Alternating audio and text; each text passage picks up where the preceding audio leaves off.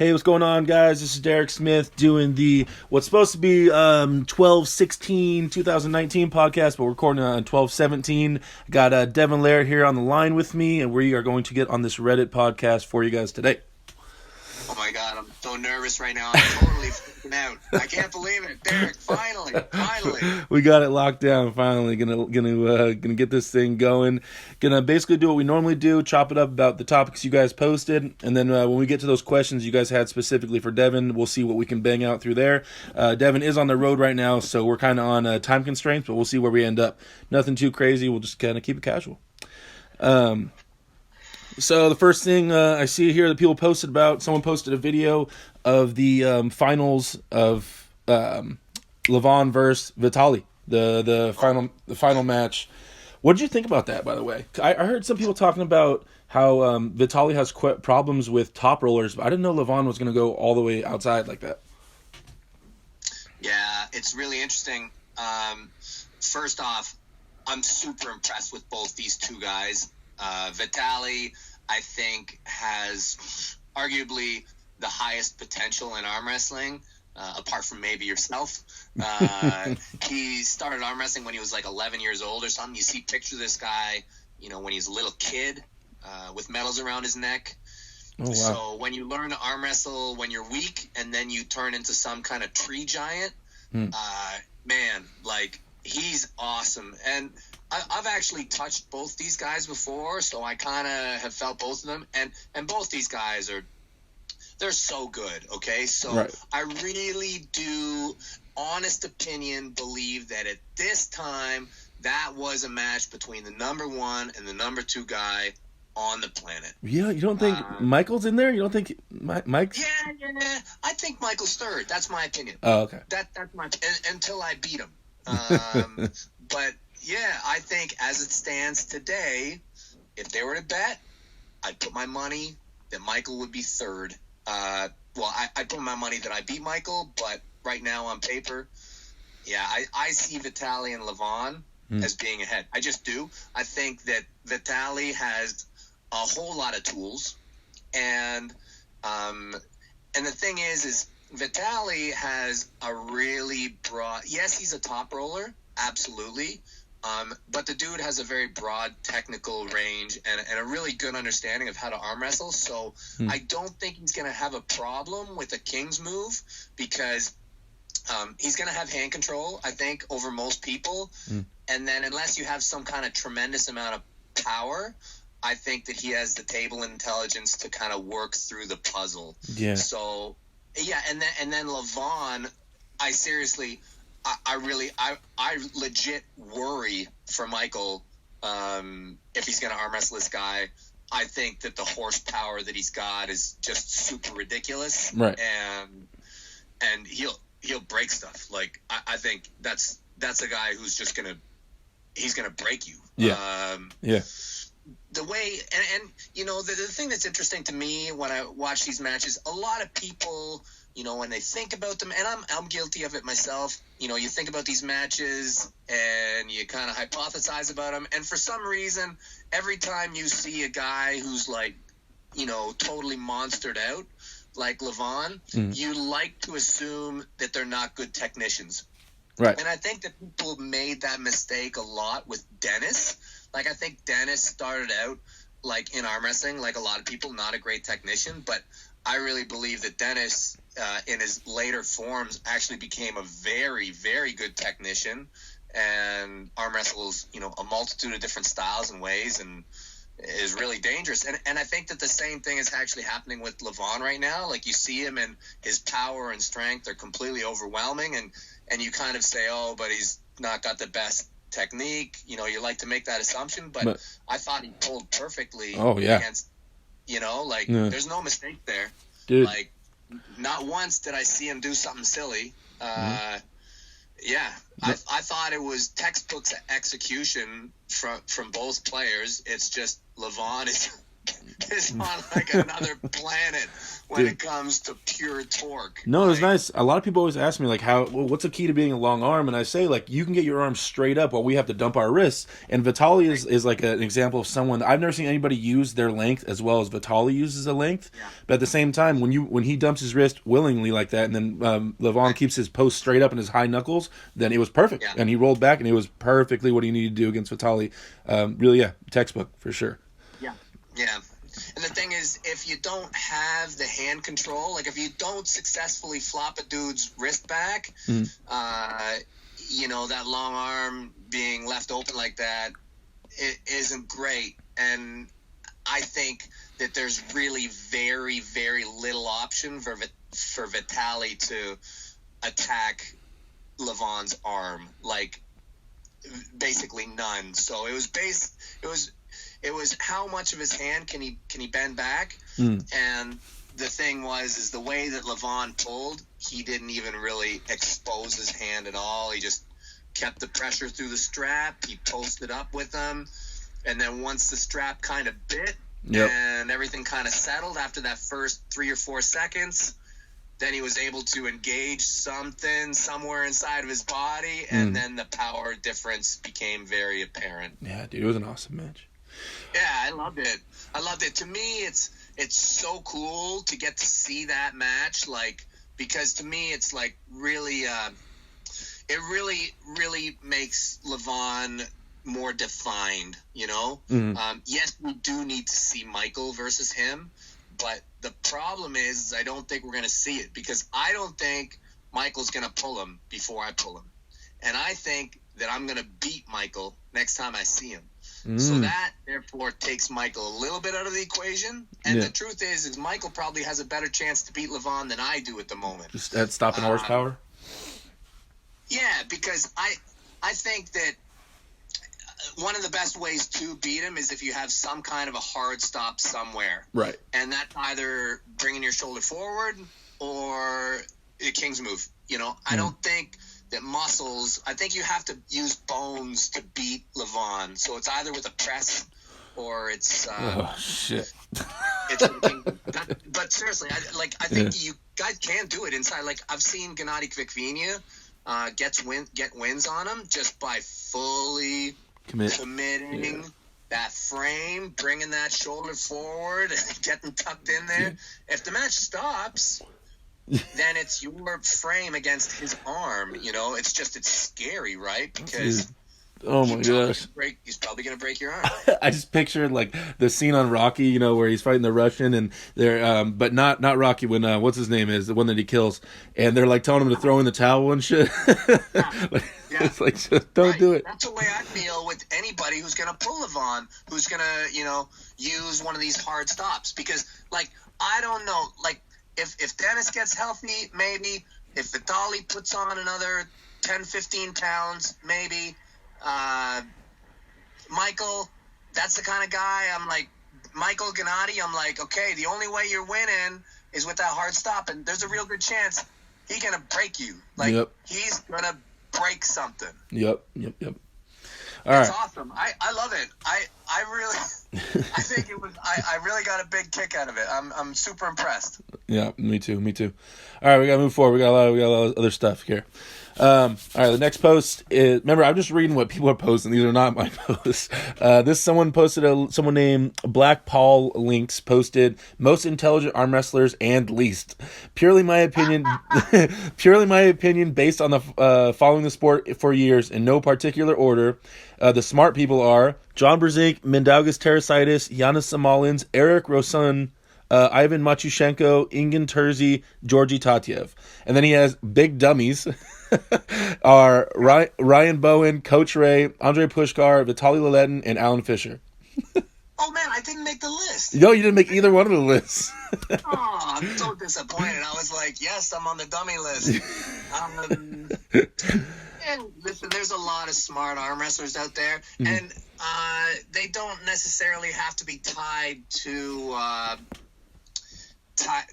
performance. Like, there's a lot of really intelligent dudes out there, and I think, like, just to be clear, we're talking about table intelligence, right? Right. Well, yeah, it has John Berzink on there. I mean, he doesn't live for shit, so that has to be table intelligence. You still there? Yeah. Can you hear me? Yeah. Oh, sorry. Yeah, if it has John Berzink on there, they can't be talking about the gym too much. Must be table intelligence. So. I think that, let me see. I mean, in terms of like high level dudes who we know, I mean, I like to think that, yeah, like, see, I'm of a different, I really look at things a lot differently. I like to see guys who don't have really great tools succeed. That to me is a sign typically of high intelligence at the table. Right. And I think a lot of guys who do things very unconventionally are able to solve something that a lot of guys haven't really gotten to. Like they haven't been able to take those steps kind of to get there. A lot of guys that people don't talk to a lot when they talk about technical excellence is Jerry Cadorette, who I'm a huge fan of when it comes to what he's able to do on the table. Like, you don't see too many guys on that level be able to arm wrestle without their hand the way that Jerry does. It's, right. To me, yes, you're a beast, but you have to have some very interesting understanding of angles and stuff to be able to make that work. Yeah. Guys who can kind of get out of good, against strong guys. I'll tell you, there's a guy that not a lot of people know about. Really, not a lot of people know about. I've just actually become a fan of him. He's not a high level dude, really. Roger Canningham. I just posted a video about him. Oh yeah, I saw it, dude. That guy's a monster. He's gonna kill somebody. That dude's a beast. Full psycho. Yeah. Like, you watch his matches. Like, he's a tall, skinny dude. Like, he's like 6'6", 215. Mm-hmm. And he's not even like. I mean, some guys 6'6", 215 are just shredded to pieces. He's fit, but he's no like super freak. Okay, but he arm wrestles insane. Like, I think a good way to ask, I mean, intelligence in arm wrestling, I mean, if I was creating an arm wrestler, like, intelligence is like one of the overshadowed attributes that, it's good, but I like to think about things like aggressiveness, Yeah. Well, I mean, intelligence is always only as good as application. Right? I mean, like, yeah. unless you're coaching, but. Yeah, I was really hoping I'd make the dummy list. Well, Eric was your teammates on there. Did you teach Eric how to arm wrestle, or was he already pulling before you guys met? So Eric started in high school. We started arm wrestling together. Eric and I founded the Ottawa High Hookers probably around 2000. We were both arm wrestling before, but we were both relatively green. Okay. I'd already won a national championships, and he was doing well as well, but we really were just starting our arm wrestling careers. A lot of the development that we did was done together over the next, 15 years. I have a teammate, Leo Landeros. He's the first guy that started my team with me. But I've been arm wrestling a while before we met, but yeah, that was my guy. I didn't know you and Eric started. That's cool. I did not know that. Yeah, so the Ottawa High Hookers, there was a club in Ottawa before us, but we kind of inherited the club, and when we started it, it was tiny. There was like 3 of us for 3 or 4 years. We tried to make the club grow. We got to like 4 members, 5 members, 6 members, and then the club just blew up. Like, and now I kind of do everything I can to like keep the numbers lower. Yeah, I know. Yeah. It's interesting. You don't need to have a big club and big numbers to have really good success. You want to put your energy into the key people that are really going to continue to invest in you and back into the team. Eric's a stud, man. We have a saying in Ottawa, if you're arguing with Erik, you're wrong. So to have him on the smart guy list is very accurate. Oh no, yeah, he's awesome. Every time I talk to him, the dude's great, fantastic guy. Because I see him at those grip tournaments sometimes. He comes down here in Southern California. So Arm Wrestling Archives, for anybody who's watching and listening, Arm Wrestling Archives, Erik puts in kind of the history of arm wrestling. Yeah, it's some really interesting stuff if you're ever interested. Yep. All right, moving forward, posted by a Redditaris. It's how did you discover arm wrestling? I think the biggest problem with growing this sport is the fact that so many people don't know it even exists. I happened upon a video of Devon versus Jerry in the suggested videos on YouTube when I was watching some powerlifting videos. I was immediately hooked, and down the rabbit hole I went, ultimately reaching out to some people on Facebook and finding a club. I'm an internet junkie, and yet somehow I'd never so much as seen an arm wrestling table prior to that. What's everyone else's story? How and when did you find competitive arm wrestling? Learning the various avenues through which people get into the sport can provide good insight into strategies for growing it. So, how did you find out about competitive arm wrestling, Devon?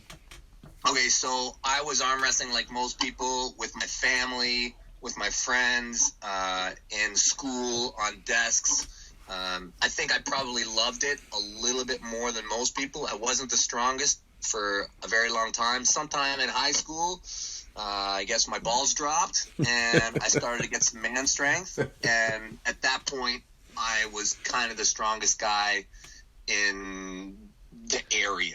Dude, you were still a string bean, though. You were skinny back in the day. I saw videos. Yeah, no, but I was a big kid, though. Like, I mean, by the time I left home, I was probably 200 pounds when I was, like, 18. By the time I was, like, 20, I was 220 already. Like, I was 225 basically the day I joined the Army. Really? Shit. I was 215 in high school when I was 18. 215. I'm 340 now. Yeah. Yeah, I don't know where you're going to end up. Are you going to be like 500? Honestly, people ask me that a lot. As long as I'm fucking strong. I mean, that's really my mindset right now. So, you know, yeah. Like that's where we're going to end up. But, so I found competitive arm wrestling when I was 18. I left home and I was working in the oil field, and it just so happened there was a big company. Everybody out there is like a working male between 18 and 25, basically. Outside of that, it's like the population is very sparse. Mm-hmm. And everybody is arm wrestling and scrapping and a horrible lifestyle. Yeah. And I was arm wrestling like everybody I could. And I basically beat just about everybody. And at this point, I'm completely untrained, right? I'm just a guy who loves arm wrestling. Yeah. And the answer after I beat every single person was, yeah, but you can't beat Dion. And Dion is like this Canadian Wolverine. He was like a 32-year-old, immaculate condition, oil rig worker who's like 165 pounds of like wild animal. I've never in my life seen a human being as naturally fit, fast, and with such a fast metabolism. The guy moved and worked like fire. He was such an impressive human being. Mm. Anyways, so finally one day I got to arm wrestle this dude, and he totally destroyed me. He played with me. I couldn't do anything. I was so impressed. I followed him around like a puppy, basically the rest of my time out there. He used me like a punching bag. He had a big tournament that he was getting ready for in Russia, the Golden Bear. Yeah. He taught me all the fundamentals of arm wrestling, and I was very stubborn. I didn't believe a word that he said. I reluctantly followed his orders as he pounded me into the table.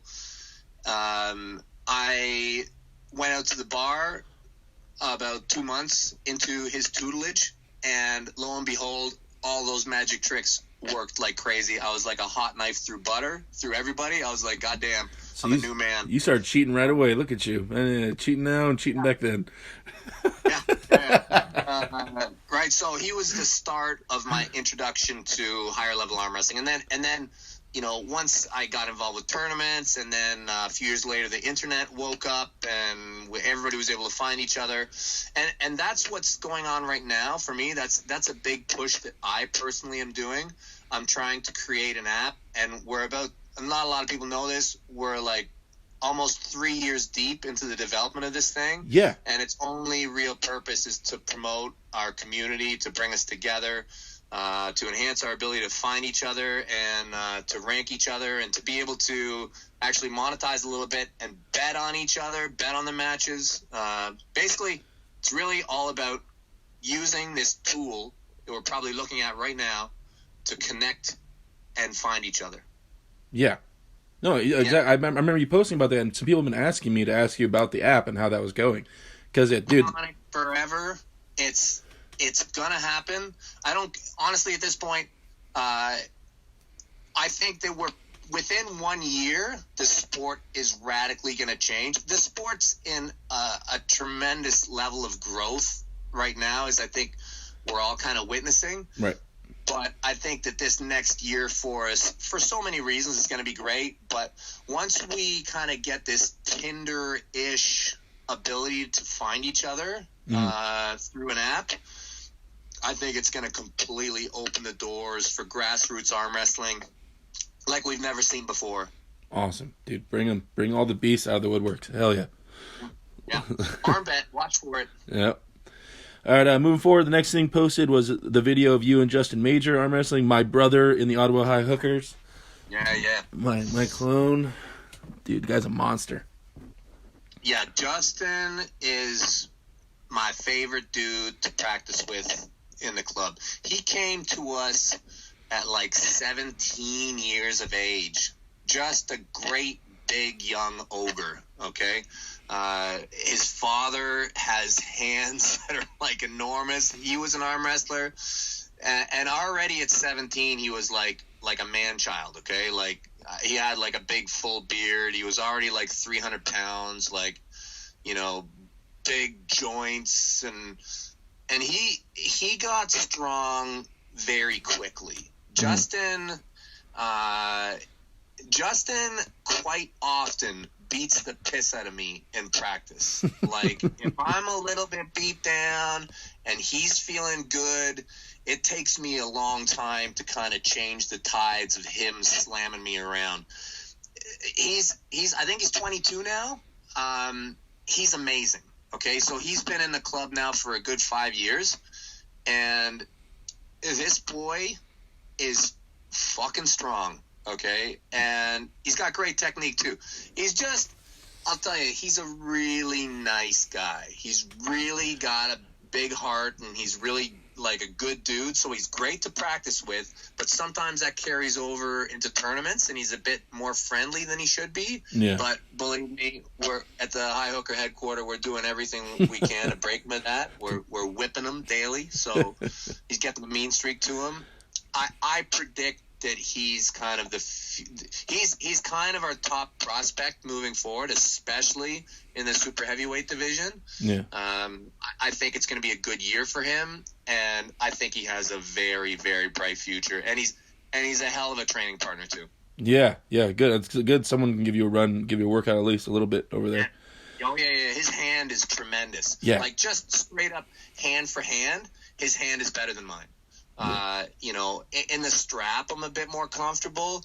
If I feel like really bossy sometimes, I can kind of hook with him. But if like we go like fair grip, center of the table, I try and top roll, he tries to top roll, and we're not in a strap, he'll typically fold my hand over every time. When I pulled him at the Arnold's, we put on the side table, he felt very like myself. Like I felt like it was kind of. You guys are similar. I feel like you're more of an inside puller. Like you kind of want to get that shoulder forward a little bit more than he does. Yeah, right-handed. He can do that, but he's much more into using his hand, I think. Yeah, I just got tired of when my hand fails. What do I do then? I hate that. Yeah. I fucking hate that. Yeah. His hand doesn't fail too much. Yeah, I know, right? I'm going to skip forward a little bit here. There's the video of the Spoto practice that we had out in Vegas. What a beast. Dude, that guy was crazy. In the video you guys see in this, by the way, that's right when when Devon walked in the gym. That was like right away. Dude, Spoto's a monster. But pretty much, I feel like he's like the best kept secret in like arm wrestling. Like, I every time I've known Erik since 2006. It's the same story every time. I feel like this guy could just appear, just decide to show up, and he's top 5 in North America. He's really that good. Like And people think he's like not an arm wrestler. He's an arm wrestler. He's been arm wrestling since he was 10. He arm wrestled before he was a bencher, you know? Yeah. He's really, really good. I'd love to see WL pick him up. I'd love to see him get into the league. I'd like to see him start off with Mendelsohn, then move to a yellow, and then, dude, maybe fuck anybody. Yeah, I mean, I was pulling with him. He felt really similar to Mendelsohn, but with a little like smarter, I guess, as far as using his hand. But the angles are similar. Sure, I don't think that I don't feel them the same. Really? I don't. I don't feel them the same. No. Well, I pulled with Scott a lot more, and I only pulled that one time with Erik when you were there, and just for a little bit. So, I mean, I definitely have some more research to do with him. But, yeah, I mean, he's just definitely crazy strong. Like, not something you want to be strapped to or let him get a hold of you at all. Yeah. All right, let's see. Moving forward here. Just more people talking about Erik Spoto, looking for pictures. Okay.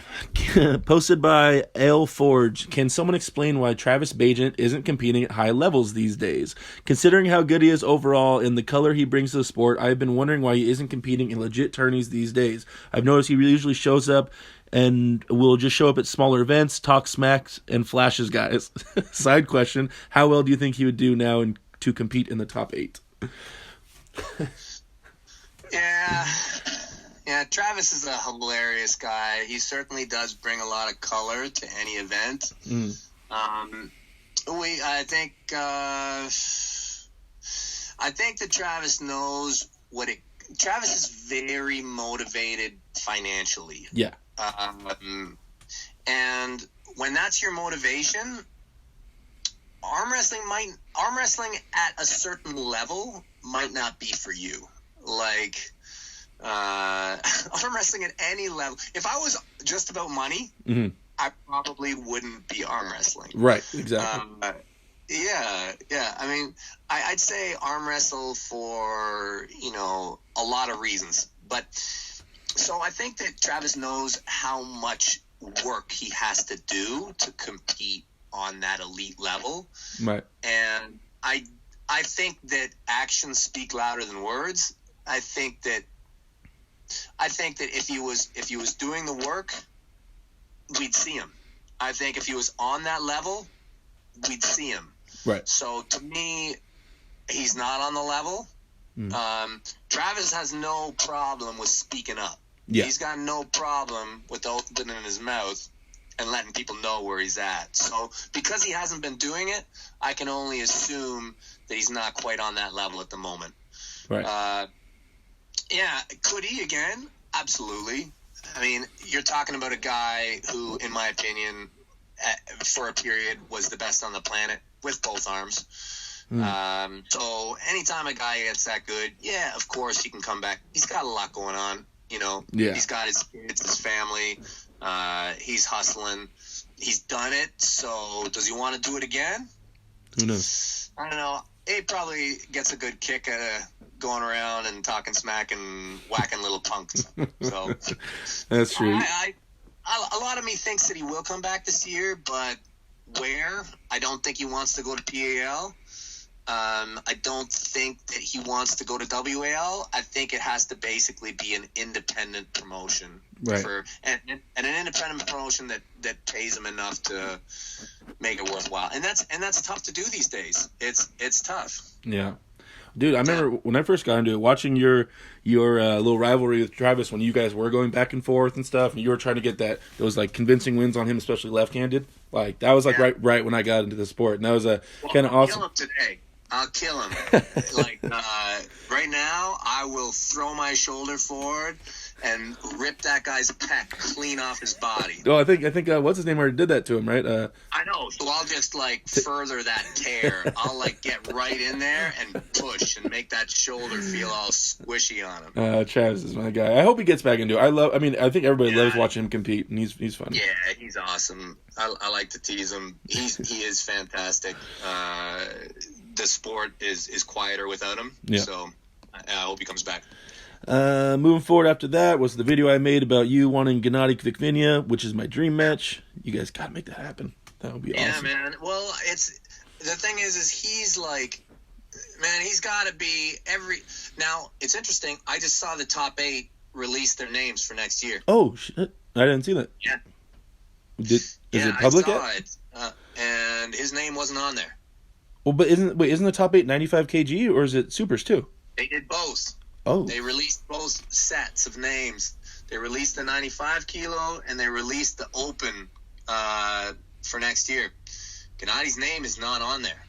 And he's going somewhere. Yeah, he is. And I know that he is deep in talks with WAL. Dude.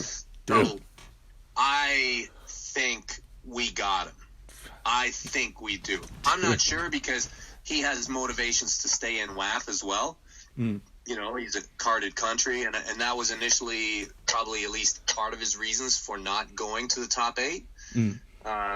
But, yeah, I think he's coming WAL. That's what I think. Well, you can do WAF and WAL, right? You just can't do WAF and PAL, right? I think we're in really murky times right now. I think that there's some weird lines being drawn. Traditionally, there's been no problem with WAL and WAF. Yeah. But I don't know, man. I'm not in charge of any of that stuff. Right. All I know is that there seems to be more of an issue with rights and things like that as we move forward. Yeah. As the sport continues to grow and there becomes financial incentive to have things like rights and ownership to an athlete. So, people who have business sense, don't really want to share. Yeah. Yeah, so I don't know how that's all going to play out. My gut tells me he's coming to WAL. That'd be fucking awesome. All right, jumping forward a little bit. It's a video of Ryan Bowen going over his Lottie matches. On that topic, what do you think? A lot of people are talking about, okay, Ryan leading up to this had a big, him improving his vectors and getting stronger each time. And then he went there, and I feel like, a lot of people think he underperformed. I know that's a big tournament. That's a really deep tournament. What do you think about that? And what do you think about the carryover between, those vectors and lifts and actual table application? Well, what I think is kind of the high point of Ryan Bowen's career was when he won the bottom 8. And I think, that kind of pushed him into the spotlight and the stardom that he was so desperately seeking.